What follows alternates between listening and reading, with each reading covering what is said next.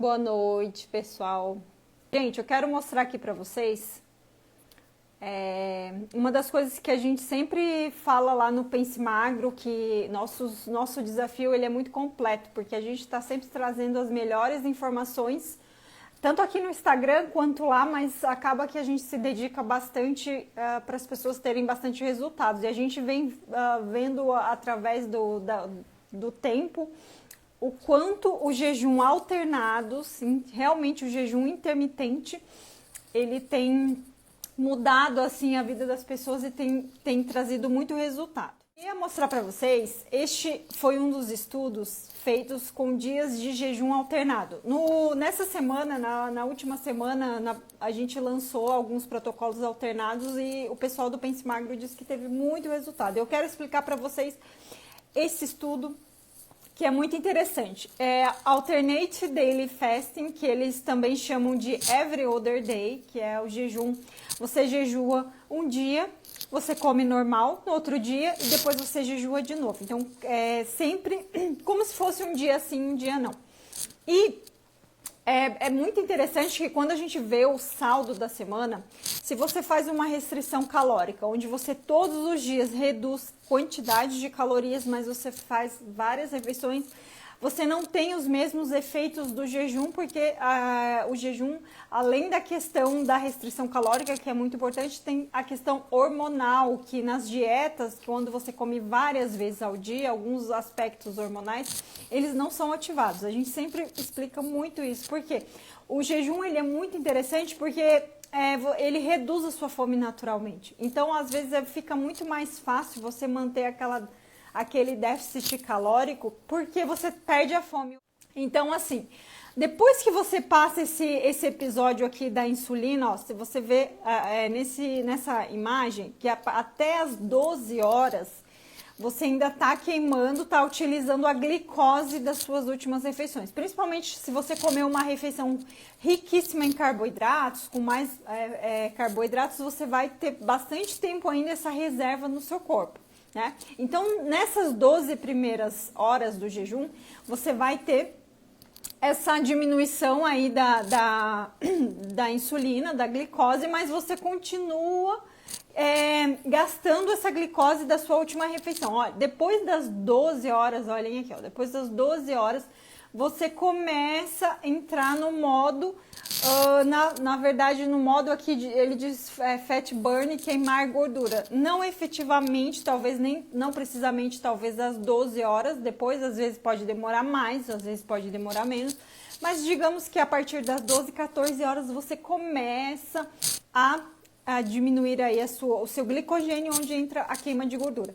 Então, gente, a mágica começa porque depois de 14, 16 horas, você começa a aumentar a secreção do hormônio do crescimento. Você começa a diminuir os níveis de grelina. Então, você fica com a fome diminuída. Você começa a ter uma reação hormonal que vai te propiciar, vai te beneficiar durante esse jejum. Então, todo mundo pergunta, eu posso fazer todos os dias 24 horas? Quantas vezes eu posso fazer de tantas horas, 36 horas? A gente sabe que nem sempre a gente consegue fazer jejuns. Por exemplo, se a gente for se planejar todos os dias fazer lá 24 horas, nem sempre é possível, né? Porque por causa do nosso dia a dia, porque acontece alguma coisa, sei lá, você se planeja, mas você sentiu aquela fome, aquele desconforto, você parou. Nem sempre é possível. E por isso que se chama jejum intermitente. Às vezes você consegue 12 horas facilmente, 14 horas, 16. Tem vezes que você não consegue nem 10 horas direito, 12 horas. E isso é super normal. Então, mas você sabe que a partir do momento que você passa algumas horas, principalmente das 16 horas, vai até as 18, 24, você sim tem um resultado interessante, mais aprofundado, obviamente, você vai ter mais resultado. Todo mundo pergunta se o de 18, de 20, você vai ter mais resultado. Se você fizer de forma intermitente, alternada, sim, mais do que se você fizer talvez todos os dias de 16 com uma restrição contínua. E o Jason Fung, que é o médico que a gente se baseia bastante, ele fala disso, obviamente. Nesse protocolo de dias alternados, esse Every Other Day, é como se, por exemplo, você come hoje é que dia? Terça-feira. Ok, então amanhã eu vou decidir fazer um jejum. Hoje eu comi as 2 refeições, minhas 3 refeições normalmente. Amanhã eu decido fazer um jejum o dia inteiro, né? Um dia inteiro e só vou comer, por exemplo, na quinta-feira.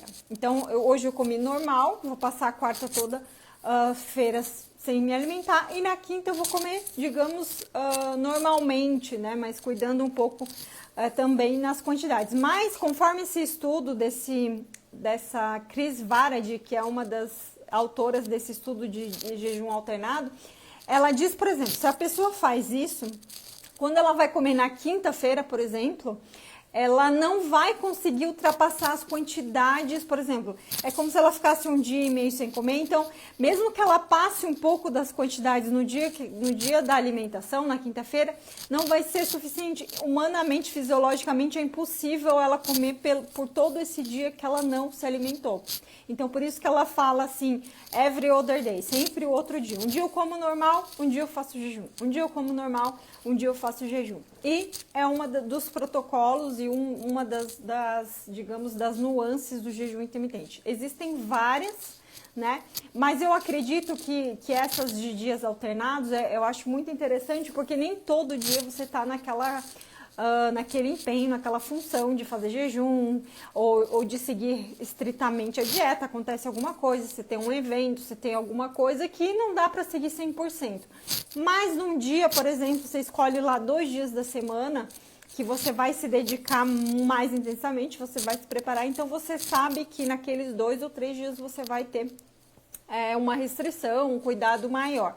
Então, obviamente que é mais fácil você ter essa disciplina alguns dias de forma intermitente do que todos os dias você seguir uma restrição calórica rígida, contínua, né? Onde você acaba comendo alguns alimentos só preocupando com as calorias e às vezes na hora de comer não se sente 100% saciado. E com jejum, gente, é incrível porque o dia que você, por exemplo, faz um jejum de 24 horas, na hora que você vai se alimentar, com pouco alimento você se sente saciado. Então você não fica com aquela sensação de fome constantemente, porque na hora que você se alimenta e você percebe muito nítido a saciedade, né? Isso é muito, muito importante. Então deixa eu ver aqui algumas perguntas sobre o jejum e o Covid. O que vocês querem saber sobre o jejum e o Covid? Um dos principais fatores aí que tem assolado, que tem dado mais alterações aí, pessoas com maiores sintomas, mais graves, são pessoas que estão aí com um quadro de resistência à insulina, excesso de açúcar no sangue, né? Tem umas comorbidades que acabam afetando baixo níveis de alguns nutrientes, como vitamina D, zinco. E então essas pessoas elas são mais suscetíveis, não só ao coronavírus, mas qualquer outro tipo de infecção, qualquer outro tipo de doença, né? Principalmente uma contaminação ou algum antígeno a essa exposição a alguma infecção. O jejum e uma boa alimentação é uma forma excelente de você equilibrar essas quantidades de açúcar no sangue. Por quê? Se você passa parte do dia sem se alimentar, o que vai acontecer? Os teus níveis de insulina vão diminuir muito, né? Teus níveis de glicose vão se equilibrar. Então, se a sua janela alimentar é mais ou menos de 12 ou de 10 horas, então quer dizer que você vai passar uma menor parte do dia no estado alimentado, onde tem essa questão de aumento de insulina, de glicose. Então, vendo o balanço, teu corpo fica numa forma mais fluida, mais equilibrada, que você não vai passar o dia todo continuamente no estado alimentado.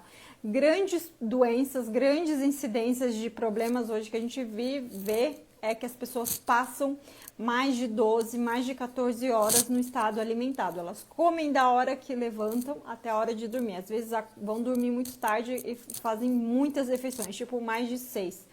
O corpo dessa pessoa não consegue gerar um equilíbrio porque ele está sempre lá processando o alimento, sempre está lá tentando equilibrar níveis de açúcares, níveis de insulina.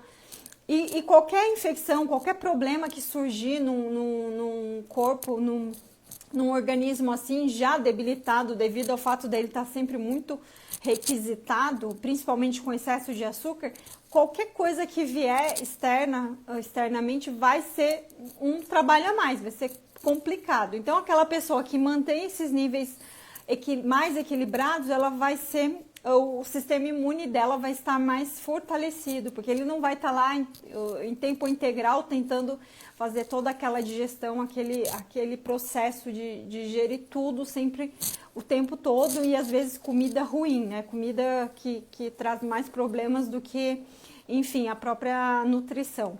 Então, se o seu corpo, se você passa uma parte do seu tempo no estado não alimentado, o teu corpo tem tempo de fazer o equilíbrio, essas trocas metabólicas de forma equilibrada, sem ficar no estado alimentado latente, tá?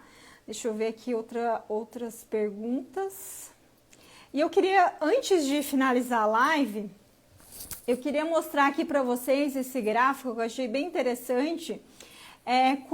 Quando que começa a autofagia? Sempre as pessoas perguntam bastante, né?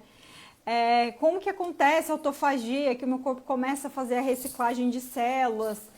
E é bem interessante que o que é autofagia? É o processo que o corpo, quando você não está digerindo, o corpo vai entrar nesse modo de reparo. Esse modo de reparo, ele vai tentar se livrar, ele vai tentar eliminar tudo que não está muito bom. Principalmente se tiver uma contaminação, um antígeno, alguma infecção, qualquer coisa que o teu corpo reconhece como uma ameaça, ele vai tentar, o seu sistema imune estiver ativado de forma correta, ele vai tentar eliminar esses elementos. Então, a autofagia nada mais é do que um modo de limpeza, reparo. Olhem só que pode começar a partir das 18 a 20 horas a autofagia, né? Mas ela começa, a gente sabe que nós temos um corpo grande, com muitas células, né? Nossas células são nossas micropartes. Então, para gerar todo esse processo de autofagia no corpo inteiro, pode demorar, às vezes, até mais de 3 dias, né? Tem pessoas que fazem o jejum com esse método, com esse objetivo de autofagia, jejum de 5 dias, de 7 dias, de 20 dias, enfim. Então, tem muitos protocolos que têm esse objetivo. Mas a gente vê aqui que começa a partir das 18 a 20 horas, que ela começa. Com 36 horas, olha só, com 36 horas, essa autofagia ela aumenta 300% do que do início do seu jejum. Então, digamos que 36 horas é quando ela tá assim super ativada, que ela tá no modo buster, né? Deu um boom aí na autofagia. Então, depois das 48 horas, né? Mais 12 horas depois aí, contando das 36, a autofagia continua aumentando. Só que ela não aumenta de uma forma tão exponencial. Ela aumentou 30% a mais do que nas 36 horas. Então, para vocês verem que tem sim essa questão do tempo, com certeza faz diferença para quando o processo, quando você busca esse objetivo de autofagia. O pico master, assim, o máximo de autofagia que pode gerar através dos estudos que a gente tem hoje, tá? Isso não é regra, como que a gente analisa os dados? Baseado em estudos, em evidências de pessoas que foram testadas, né? Então, a gente sabe que fazer estudos em humanos com jejum é muito complicado, é um tema que não interessa, né? As indústrias não têm muito interesse no jejum, porque o jejum não gera renda, né? Diferente de um lançamento de um remédio, de um produto, de qualquer coisa aí. Quando tem um aspecto rentável, com certeza os estudos vão ser mais impulsionados. O jejum não se tem aí muita perspectiva de ganhos, porque o jejum é de graça, né? Então, se muita gente começar a fazer jejum aí, não é muito interessante para quem vende remédio, para quem vende outras coisas associadas aí à saúde. Mas, então, baseado no que a gente sabe nos estudos que a gente tem em mãos hoje, o pico de autofagia acontece exatamente às 72 horas. Então, aqui no Instagram, e as pessoas se chocam muito. Nossa, mas são 3, 4 dias aí, são 3 dias sem comer. né? Mas quando a gente vai pensar, com certeza, para fazer protocolos mais avançados, você tem que ver com o seu médico, com o seu nutricionista. Se você é diabético, você tem que ver a quantidade de medicamento, tem que estar sendo acompanhado, né? Porque é um jejum um pouco mais prolongado, então se você não tem nenhuma noção, nenhuma informação, não é interessante você sair fazendo jejum sozinho aí e depois pode ter algum problema.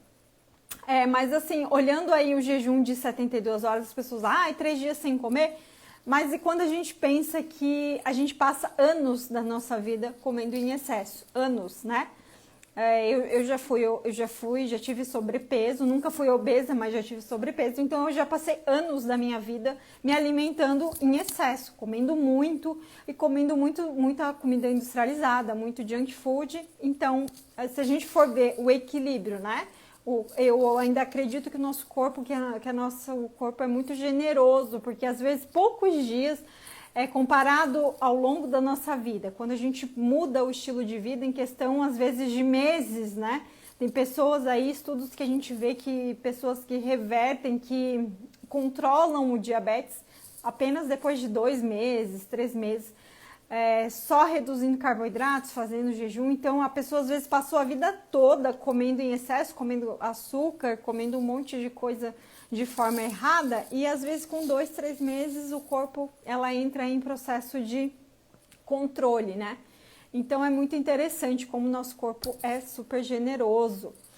Mas então, voltando aqui para a questão da autofagia, esses são os dados aí. Eu tirei desse site, sevensigmaspsique.com, onde ele especifica também esses estudos aí linkados a essas horas. Isso aqui é um básico, cada pessoa vai responder de uma forma, às vezes você pode entrar em autofagia um pouco antes. A questão dos níveis de cetona, de cetose também no seu sangue pode variar, depende muito como que foram as suas últimas refeições antes de um jejum, né? A quantidade de carboidratos, enfim. Eu estava conversando esses dias com a Sabrina, uma médica conhecida aqui do Instagram, e ela estava dizendo que fez um jejum esses dias de 96 horas, se não me engano, e ela disse que antes desses dias ela estava fazendo dieta cetogênica, carnívora, estava bem controlado, bem baixo em carboidratos, e ela conseguiu fazer um jejum mais prolongado com mais facilidade. O nível de cetose dela já no primeiro dia aumentou porque ela já estava com essa glicose, com os carboidratos reduzidos. E aí ela agora, acho que essa semana também ela está fazendo outro, e ela disse que não estava não estava com o nível de carboidrato tão reduzido, que ela estava sentindo mais dificuldades, porque essa transição aqui que eu mostrei para vocês, da glicose, de parar de queimar açúcar para queimar gordura, é onde a gente tem os maiores níveis de desconforto.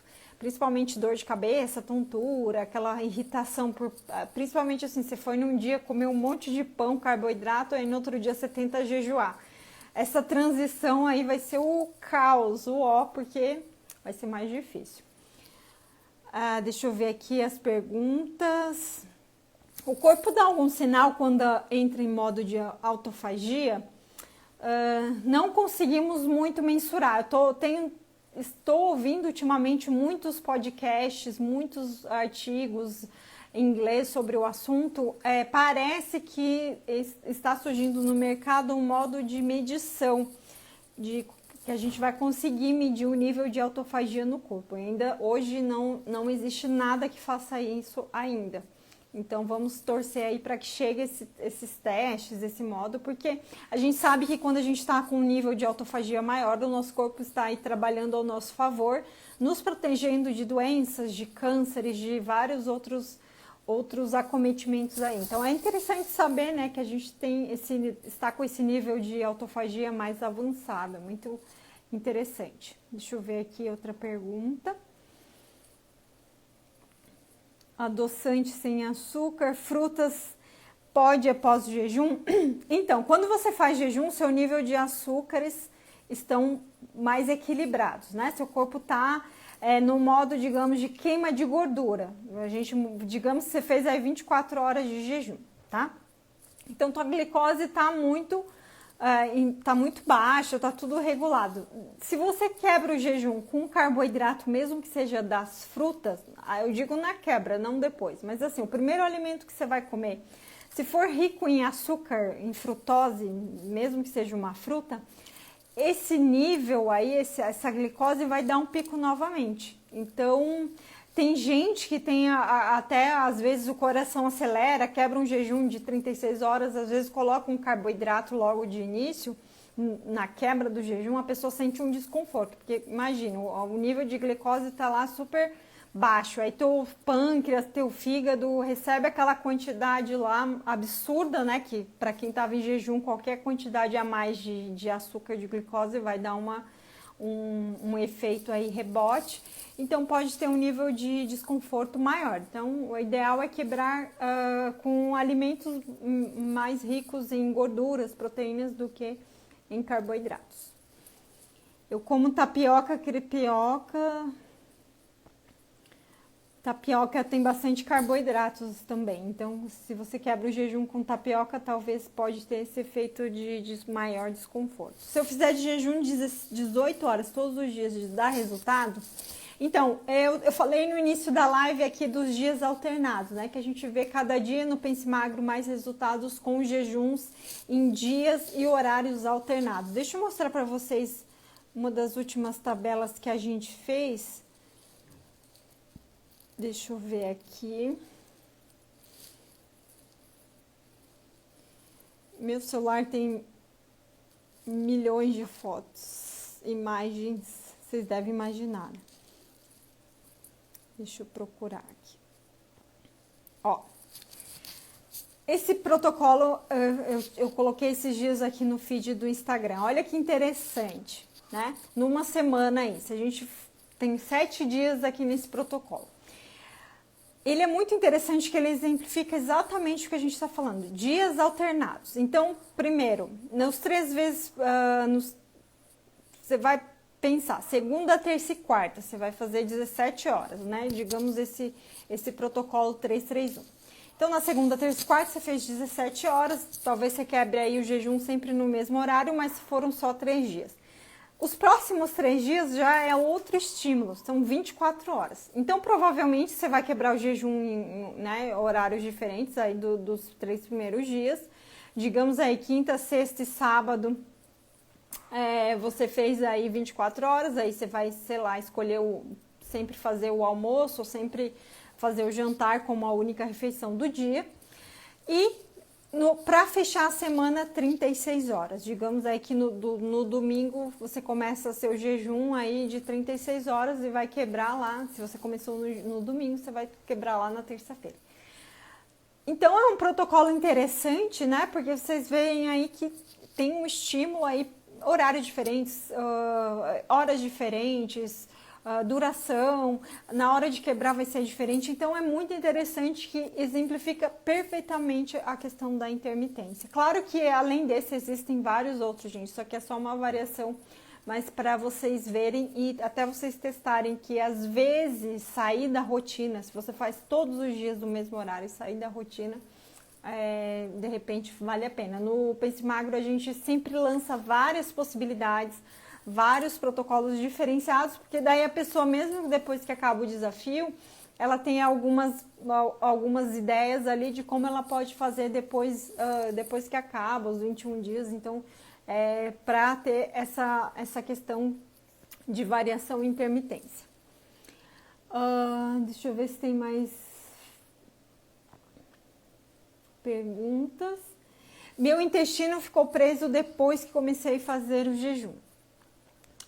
Se você diminui as quantidades de refeição, de alimento que entra no seu trato gastrointestinal, nem sempre quer dizer que você está com o intestino preso, quer dizer que o teu estômago, o teu intestino está recebendo menos alimento.